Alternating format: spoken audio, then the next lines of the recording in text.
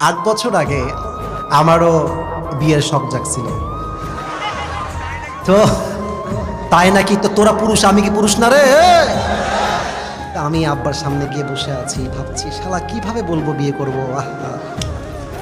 হ্যাঁ সত্য, আমার আব্বা তো শুনেই ফেলবে ও আজকালকে, আল্লাহ জানে। তা আব্বাকে বলবো, কিন্তু আমরা কিন্তু আব্বাদেরকে বলতে চাই যে আব্বা একটা বউ লাগবে, কিন্তু সাহস আর সম্মানে কুলায় না যুবক ভাই।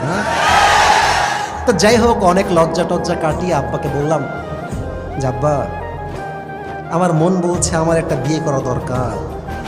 এভাবেই বলেছি যে আমার বিয়ে করা দরকার বলে আমি মনে করছি। তো আমার আব্বা শোনার পরে আমার দিক তাকাই আছে, আর মনে মনে ভাবছে শালা নিজে শুধু আমার টাকা দিয়ে আর তুমি নিয়ে আসবে বিয়ে করে বউ, খাওয়াবে কিডা?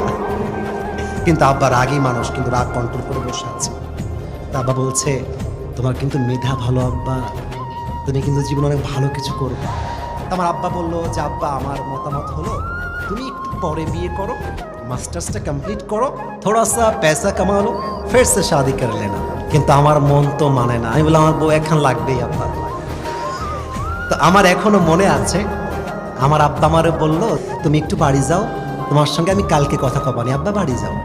তো বাসায় আসছি, ওই দিক থেকে আমার আব্বা আমার মাকে কল দেবো, তোমার ছেলে টাল হয়ে গেছে, ওর তার ছিঁড়ে গেছে, ওকে তো বুঝাই বললো। বাসায় ঢুকে দেখছি আমার মা অ্যাকশনের মোড়ে চলে আসছে। কিরে তোর আব্বাকে কি বলছিস তুই?